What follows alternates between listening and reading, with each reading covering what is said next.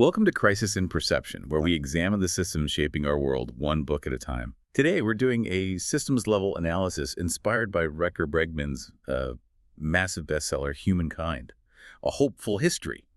And this isn't just a book about, being optimistic. It's a systematic attempt to prove that the cynical assumptions that our whole modern society is built on are not just wrong, but they're actively damaging our systems. Exactly. I mean, the core question Bregman is tackling is probably the oldest one in political philosophy, and it's the invisible architecture of everything we rely on. What is it? What is the fundamental nature of humanity? Are we deep down selfish and aggressive?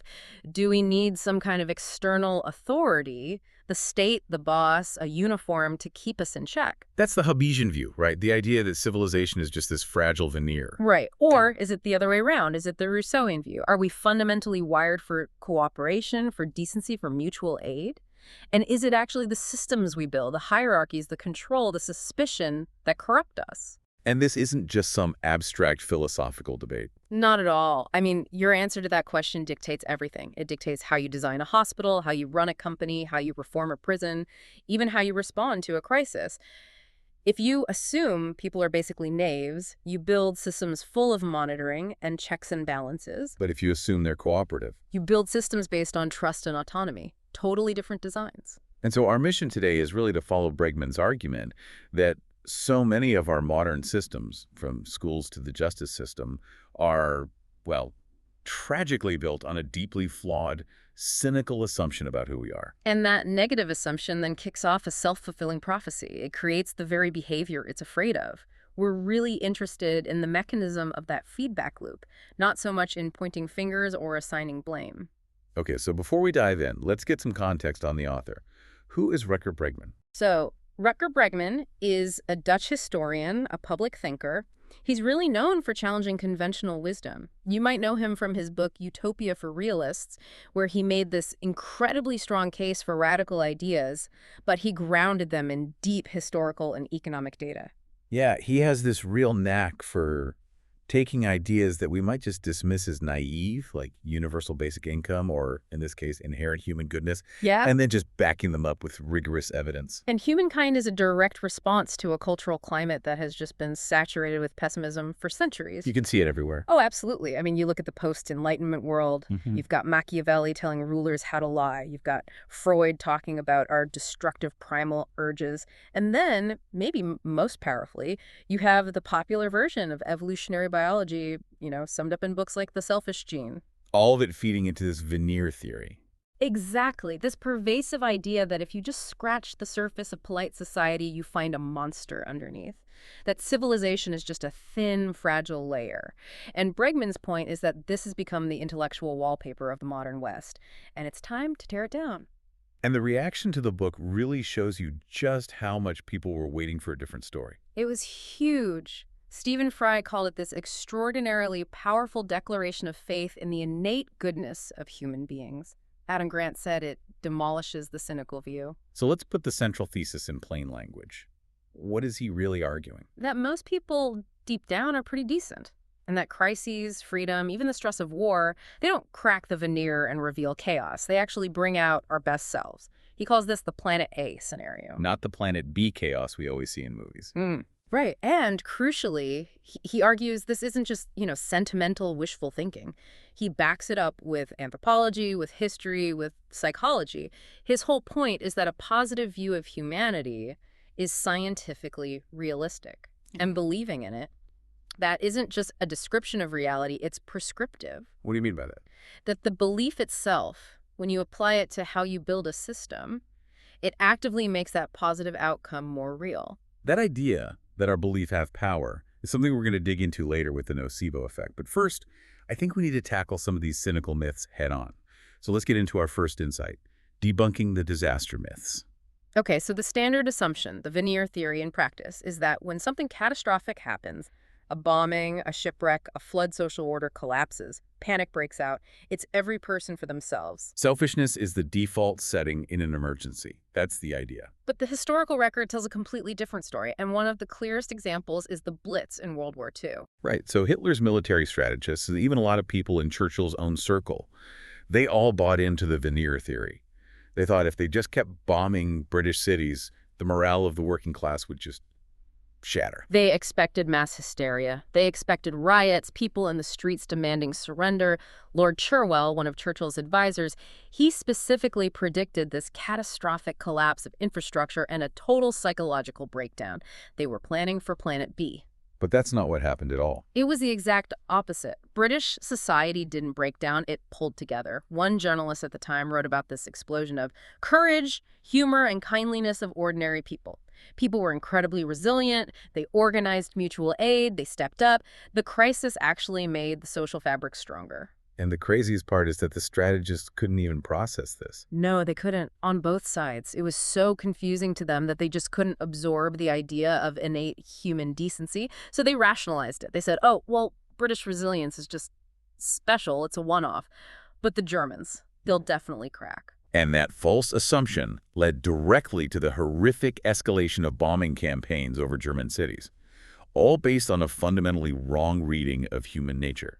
And you see this pattern again and again. You look at the sinking of the Titanic, the popular story, the one from the movies, is all chaos and people trampling each other. But the eyewitness accounts, they describe incredibly orderly behavior, especially in the early stages. People consciously helping the most vulnerable, literally saying, no, you first. And 9/11 is another one. Thousands of people having to get down the stairs of the Twin Towers as they were burning. And survivor after survivor described this environment of just astonishing calm and cooperation. People helping strangers, carrying the injured. The disaster was a real-time stress test of the veneer theory, and the theory just failed spectacularly. But I think the most important example for understanding the systemic part of this argument is Hurricane Katrina in 2005, because that's where you can really see how the cynical assumption can manufacture its own reality. Absolutely. The media was just flooded with stories of complete chaos, roving gangs, rapes, murders, snipers shooting at rescue helicopters. This narrative of total social collapse. Yeah. It was just accepted as fact for weeks. And Bregman shows that almost all of it was just unsubstantiated rumors. I mean, yes, there were some crimes, of course, but the scale of the alleged chaos, this complete collapse into a war of all against all, it was a fiction. And this brings us to a mechanism he calls elite panic. Elite panic, not public panic. Exactly. It's not the public that's panicking. It's the powerful, the elites, the authorities who assume the public is driven by raw self-interest, maybe because that's what they might be driven by, and they project their own cynicism onto everyone else. And what does that elite panic lead to? It justifies using excessive force. It justifies militarizing the response, imposing curfews, restricting aid all to prevent a total breakdown that was only ever happening in their own minds, all driven by their negative assumptions about the average person. Which brings us perfectly to the next insight, The Real Lord of the Flies. Wayne Golding's novel from 1951. It's been treated like a textbook on human nature for decades. It really has. The story is that if you take away authority, a group of schoolboys will immediately descend into savagery and murder. It's the ultimate cultural nocebo. Golding even admitted he wrote it from a place of sad self-knowledge, basically using a story to prove his own pessimism right. But when you go looking for a real-life equivalent, you find a completely different story, one that's been almost totally forgotten. The shipwreck of the Ada Boys in 1966. Okay, you have to tell this story because it's just incredible. It is. So 6 Tongan boys, aged 13 to 16, they get shipwrecked on this uninhabited volcanic island called Ada. They'd been drifting for 8 days with no food, no water. If the veneer theory is true, they should have been at each other's throats within hours. But they did the exact opposite. The precise opposite. The first thing they did was make a pact, never to quarrel. They consciously set up a cooperative, communal structure. They planted gardens and divided the food equally. They created a roster for shifts to keep a signal fire going, 204/7. They even made instruments out of driftwood and salvage to keep their spirits up. And the most incredible detail is about the boy, Sayan, who broke his leg. Yeah. The others set his leg using sticks and leaves. They cared for him, made sure he was fed and comfortable for months while he healed.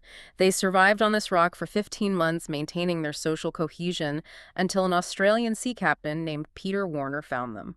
And what did he find? He expected to find, half-crazed savages. Instead, he found a disciplined little commune, a garden, and 6 healthy, well-organized teenagers. He was just stunned. And yet this true story of resilience and cooperation is almost completely unknown in the West.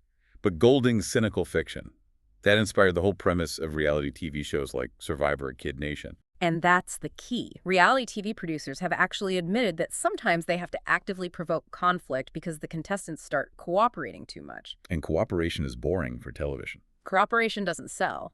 Conflict sells. It just shows you the market incentive for the pessimistic story. It's a perfect example of how a story is never just a story. It becomes a kind of cultural instruction manual, a nocebo, Yeah. that primes us to look for and even create conflict. So, moving from these stories to the evolutionary science behind them, we get to the third insight, survival of the friendliest, or what's been called the Homo puppy hypothesis. For so long, the popular idea of evolution was all about ruthless competition, survival of the fittest in the narrowest possible sense. Right. The idea that any cooperative act was just, delayed selfishness. But Bregman argues that modern evolutionary theory is pointing in a much more pro-social direction, and it centers on this idea of self-domestication. And the key evidence for this comes from a fox experiment in Siberia. A 50-year-long experiment started in 1958 by Belyaev and Trut. They decided to select foxes based on only one trait: friendliness. Basically, how hesitant they were to bite a human hand. So not for intelligence, not for size, just for being nice. Just for being nice. And the results were revolutionary. Within just a few generations, the foxes started to change physically. They got floppy ears, curly tails, shorter snouts. They started to look and act like puppies. So selecting for friendliness literally changed their biology. Fundamentally, it reduces stress hormones, it dials down aggression, and it makes them more open to social interaction. And the argument is that we see a similar pattern in humans. When you compare us, Homo sapiens, to our extinct relatives like Neanderthals, we have similar traits: rounder skulls, smaller brow ridges. We are essentially Homo puppy. Exactly. And this process of self-domestication seems to have accelerated about 50,000 years ago, which is right when we see this explosion of culture and new inventions. And here's the counterintuitive part. We didn't succeed because we were the biggest or even the smartest individuals. Neanderthals actually had bigger brains than us. So what was our superpower? It wasn't individual genius, it was social learning, the ability to learn from others and cooperate on a massive scale. Bregman uses this great analogy of the copycats versus the geniuses. Explain that. Imagine a genius invents a revolutionary tool, but they only have a small, distrustful tribe to share it with. That knowledge stays local, and it eventually dies out. Okay. But the copycat tribe, they might be individually a bit slower, but they live in larger, more interconnected, more trusting groups. Their innate friendliness means that when a new idea pops up, it spreads like wildfire through the entire population. So Neanderthals were like a super fast computer with no internet connection. A perfect way to put it. And Homo sapiens were like an old, slow PC, but with Wi-Fi. And that connectivity, built on an evolved capacity for trust and cooperation, is what allowed us to develop complex culture and ultimately take over the planet. Which totally reframes our evolutionary story. Yeah. We're literally hardwired to collaborate. Which brings us to the fourth insight, and this is a big one for our show: a deep dive into social psychology, a field that has often provided the scientific proof for the cynical view. Oh, absolutely. The 1960s were dominated by these huge experiments: Milgram's shock machine, the Stanford prison experiment, Robbers Cave, that became famous because they seemed to prove the pessimistic view. You put an ordinary person in a uniform or under an authority figure, and they will become a monster. It was the scientific validation of the veneer theory. And this is so crucial for crisis in perception, because if the science itself is based on manipulated data, then the systems we build based on that science are going to be flawed from the ground up. Let's start with the Robbers Cave experiment. Right. The textbook story is that you put two groups of boys in a summer camp, and they immediately descend into vicious conflict. But that's not the whole story. Not even close. A researcher named Gina Perry got access to the archives and found that the lead scientist, Sharif, had actually tried the experiment before, and it failed.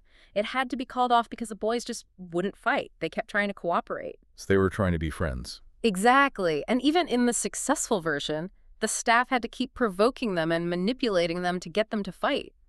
The real takeaway wasn't that conflict is inevitable, it was that the psychologists were desperate to manufacture it. The Stanford prison experiment is even more infamous. The story for decades, from Philip Zimbardo himself, was that students assigned to be guards spontaneously became sadistic. But the archives, again, show systematic manipulation. Zimbardo wasn't a neutral observer, he was an active participant. He and an undergraduate assistant who was introduced to the guards as a master sadist. Wait, a master sadist? Yes. They literally coached the guards on how to be aggressive. Jafar, the assistant, gave them a detailed protocol for humiliation. The sadistic behavior wasn't a natural expression of human nature. It was a performance driven by direct orders from the authority figure. And even with all that coaching? Two-thirds of the guards still resisted. They were hesitant, or they actively tried to be kind to the prisoners. It took constant pressure from the top to produce any cruelty at all. And the nail in the coffin was the BBC prison study replication in 2001. Right. The psychologists on that one, Haslam and Riker, they did not coach the guards. They followed strict ethical guidelines. And the result, Boring. it was incredibly boring. The guards couldn't assert their authority, the prisoners wouldn't be subjugated, and the whole group eventually voted to form a pacifist commune. The experiment was pulled because cooperation doesn't make for good TV or shocking results. The lesson is, if you leave ordinary people alone, they usually try to get along. And what about Milgram shock experiments? The ones that supposedly prove blind obedience to authority? There's a hidden layer there, too. The tapes show Milgram bullying his subjects to continue. But the deeper reason people complied wasn't just blind servitude.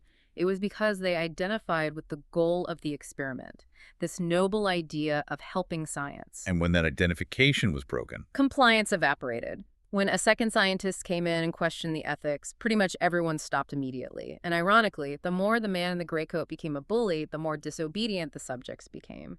We seem to have a natural aversion to being bossed around. What's so staggering about all this is the sheer power of the cynical narrative. Even when the science is shown to be manipulated or just plain wrong, these cynical stories persist. They're so much harder to get rid of than positive ones. And that's the perfect bridge to our next section, systems mapping. We need to analyze how these cynical ideas become reality. And the core mechanism is the nocebo effect. Right, so we all know the placebo effect. A positive expectation can create a positive outcome. A nocebo is its dark twin. Exactly. A negative belief can literally make you sick. The classic example is the Coca-Cola incident in Belgium in 1999. There was a contamination scare, and hundreds of people got genuinely ill fever, nausea, even though toxicologists later found zero chemical cause. They believed they were poisoned, so their bodies reacted as if they were. And Bregman's argument is that the grim view of humanity is a massive societal nocebo. If we believe most people can't be trusted, that's how we design our systems, with surveillance, with suspicion. And that belief then comes to pass because the system itself produces the dishonesty it expects. This is the Golem effect, the opposite of the Pygmalion effect. The Pygmalion effect's dark twin. Negative expectations lead to worse performance. In one famous study, students were told their lab rats were dull. They treated them less warmly, and those rats performed twice as poorly as the bright rats. The expectation created the outcome. Whereas the Pygmalion effect showed that if teachers simply believed certain kids were high potentials, those kids' IQ scores actually shot up. Right. The system produces the outcome that the initial expectation predicted. And this is deeply tied to how power works. The psychologist Rutger Keltner's research shows that the friendliest, most empathetic people often rise to power. That's the survival of the friendliest in action. It is. But then the act of holding power can make them behave as if they have acquired sociopathy. The Cookie Monster study. The famous Cookie Monster study. You randomly assign someone to be a leader, and they're suddenly more likely to break social rules, to take the last cookie, to eat it messily with their mouth open. So power itself is like a cognitive toxin. It can be. When you have power, you're less reliant on others, you get less honest feedback, your empathy drops, you become more impulsive, ruder, and literally less attentive to other people's perspectives. Which creates what Bregman calls the cynic's advantage. Power makes you cynical. You start to believe that other people are lazy or unreliable, which conveniently justifies your need to supervise and control them. It rationalizes the power imbalance. And the powerless, in turn, internalize this. They get hit with the Golem effect. They start to doubt themselves. They stay quiet in meetings. They underestimate their own intelligence. And this cynicism was tragically hardwired into the very foundations of Western democracy. Thinkers like Hobbes, and later even James Madison, built our systems on the premise that humans are basically knaves, motivated only by self-interest. Which means the structure of government had to institutionalize distrust. It had to. Democracy wasn't built on faith. It was built on a system of checks and balances where ambition must counteract ambition. It assumes the worst about us and then designs a cage to contain that worst behavior. And these assumptions are reinforced by these incredibly powerful feedback loops, like the mean world syndrome. Right, a term coined by Rutger Bregman. He found that people who watch the news regularly are significantly more likely to agree with the statement, most people care only about themselves. They're more stressed, more depressed, and they're convinced the world is getting more dangerous. Even when almost every metric, poverty, war, crime, shows that the world is, on average, getting much safer and better. The news media creates this syndrome because nice doesn't sell. Conflict and violence drive clicks. And in the digital age, this is amplified 1,000 times over by algorithms designed to show you what will shock and horrify you.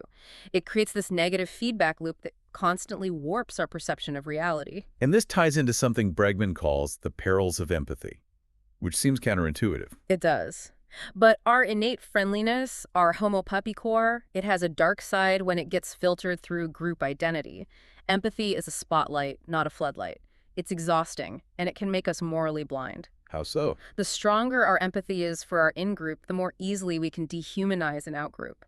Empathy and xenophobia can be two sides of the same coin. And this explains how good people can do terrible things. It's a huge part of it. This is maybe the hardest point in the book to sit with. Camaraderie and loyalty, our best traits, are often what fuel the worst atrocities.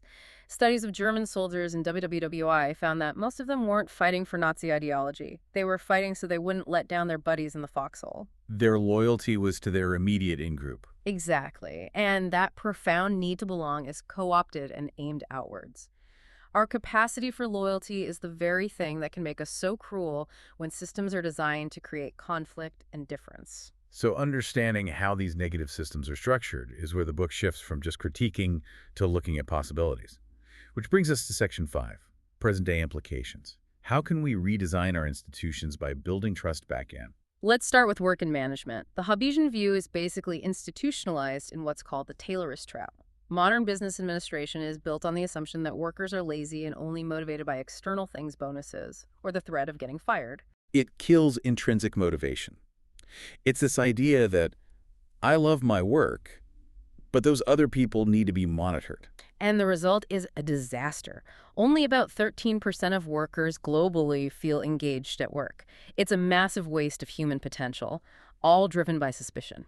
But the alternative model works, and we can see it in the Birdsorg revolution in Dutch home healthcare. Right. Just de Blok, a nurse who became an executive, built this huge organization, 14,000 employees, based on one principle: radical trust. He famously said, managing is bullshit. He did. He got rid of all the middle managers and organized nurses into small, autonomous, self-directed teams. They managed their own schedules, their own budgets, their own patients. And what happened when he treated them like motivated professionals? Quality of care went up, employee happiness went up, and efficiency went way up.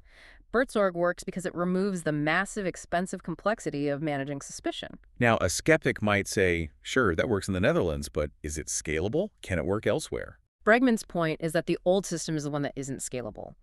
The Taylorist model, with all its layers of supervision and KPIs, is what's inefficient. A system built on trust is actually more robust because accountability happens peer-to-peer, not top-down. And we see this in other industries too, like manufacturing. At the French car parts firm FAVA, the CEO did the same thing. He gave workers full control. And it wasn't just about being nice, it was about operationalizing what he called the platinum rule. Which is do unto others as they would have you do unto them. It requires you to ask and to listen, not just assume. By treating his employees as responsible, they became responsible. Okay, let's apply this to education. We're seeing the Gollum effect play out with what Bregman calls the play deficit. Oh, massively. Over the last few decades, the amount of time kids spend on structured activities and homework has just skyrocketed. This constant top-down pressure is eroding their sense of autonomy. Their internal locus of control. Exactly. They feel like their life is determined by external things, the test, the teacher, not their own curiosity. Education becomes something you just have to endure.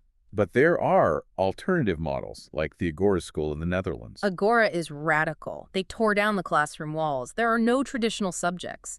Students follow their own self-directed learning paths. If a kid wants to be a game designer, they learn coding. If they're into history, they might spend months building a replica of King Tut's tomb. It's freedom, but with accountability. Minimal, vital accountability. Yeah. And the social outcome is profound. Bullying is almost non-existent at Agora. When you mix kids of all ages and abilities and you normalize difference through their projects, the rigid hierarchies that fuel bullying they dissolve.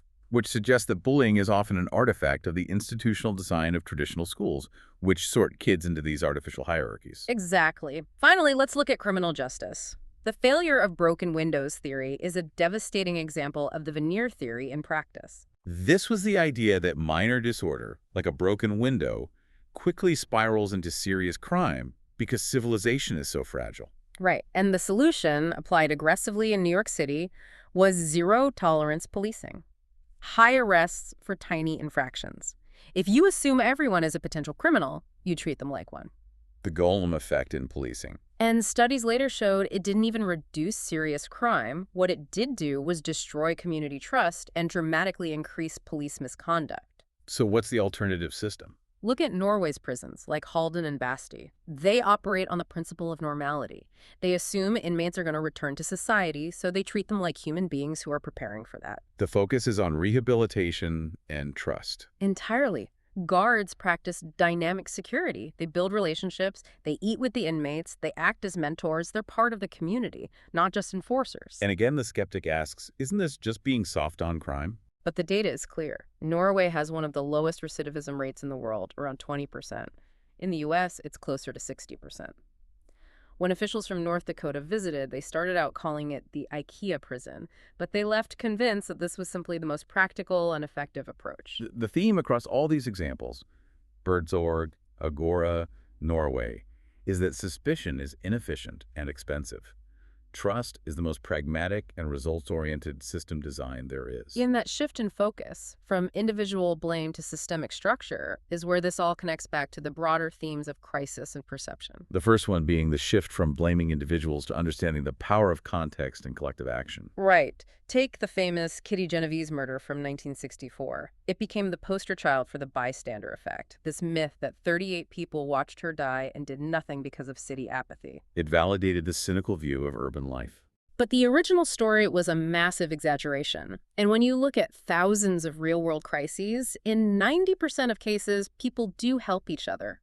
The failure in the Genovese case was less about individual apathy and more about institutional failure by the authorities. And you contrast that with something like the Danish exception during the Holocaust. A perfect contrast. When the Nazis tried to deport Danish Jews, almost 99% were rescued.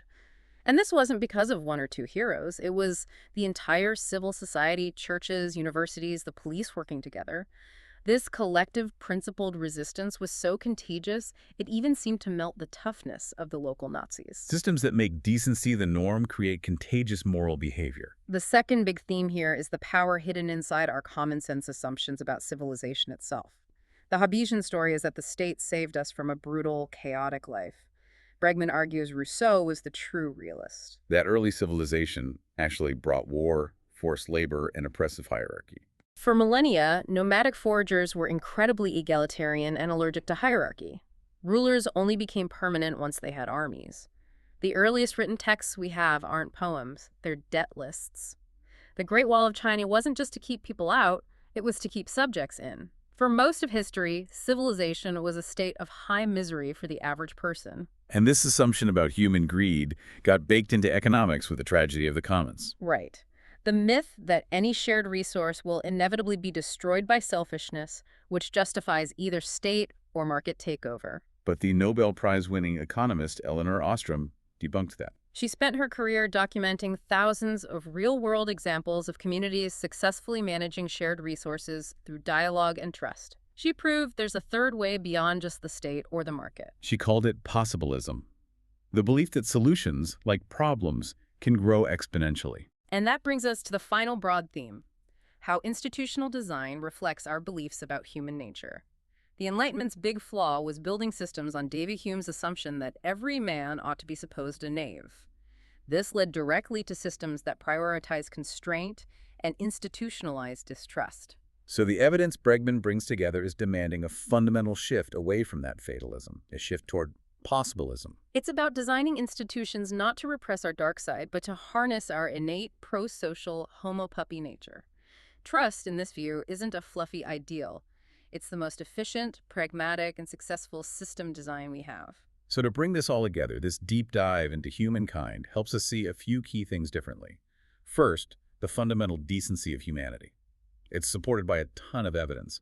We really are hardwired for cooperation. Second, so many of the cruel outcomes we blame on human nature aren't inevitable at all. They are the products of systems, of institutions, of media that are built on pessimistic assumptions.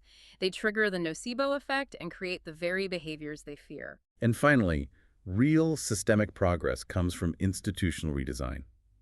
It means moving away from structures built on suspicion and control and towards ones that foster cooperation, belonging, and trust. And that perspective changes everything. It shifts the focus from blaming bad apples to examining the systems we all tolerate or build.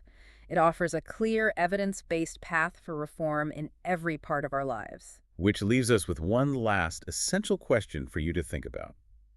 If we accept the science behind human goodness, how do we balance the will to doubt, that intellectual integrity that forces us to question everything, with the will to believe, the necessity of hope and trust, without which we can't cooperate on a massive scale? I mean, if the evolutionary evidence is right, and we are hardwired to be trusting, maybe the risk we should be taking is being occasionally duped through hope, rather than living our lives in a state of dupery through fear. If you look back on your life and realize you've never been conned, maybe the question to ask isn't how smart you are, but whether your basic attitude is trusting enough to unlock the real power of human cooperation. Our deep dive today was based on the insightful work of Rutger Bregman in his book, Humankind, A Hopeful History. We strongly encourage you to read the book yourself to explore the sources and stories we discussed, or check your local library for free access. If you found the ideas valuable, please consider supporting the author and their work. This project is free and publicly accessible. If you'd like to support the time, tools, and research behind Crisis and Perception, you can become a supporter on Patreon. For a shorter visual overview of this topic, see the mini explainer linked in the description. If you enjoy this kind of systems-level analysis, please like, subscribe, and comment with books or topics you'd like us to explore next.